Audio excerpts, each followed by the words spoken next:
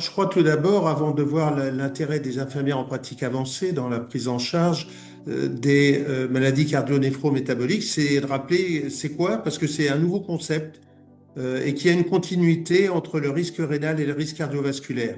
Et dans un contexte de maladies métaboliques, au premier rang desquelles on a l'adiposité abdominale, le diabète, l'obésité, et que l'enjeu c'est de prévenir les événements athérothrombotiques, l'insuffisance cardiaque et la maladie rénale chronique. Elle évolue en 5 stades, ce syndrome métabolique, et le tout c'est non seulement de dépister et à chaque stade de faire de la prévention. Et c'est là qu'intervient l'infirmière en pratique avancée, je tiens à rappeler, qui, dans le cadre de nos organisations territoriales, en lien avec le médecin traitant, assure le suivi des patients hypertendus, des patients diabétiques. Et je vais prendre un exemple. Par exemple, bon, le stade 0, c'est-à-dire qu'il n'y a aucun facteur de risque.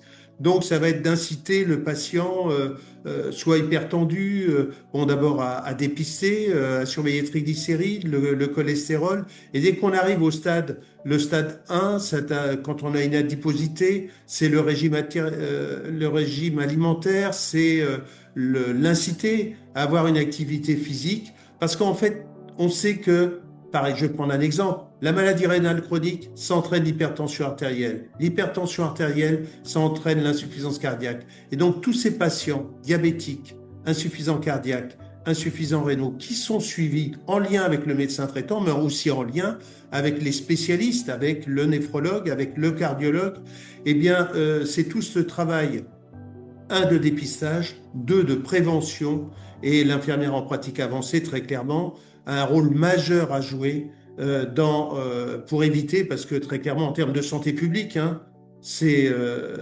le dernier stade de ce syndrome cardio-néphro-métabolique. C'est une espérance de vie qui est très courte pour les patients, aussi bien dans le cadre de l'insuffisance rénale que dans le cadre de l'insuffisance cardiaque.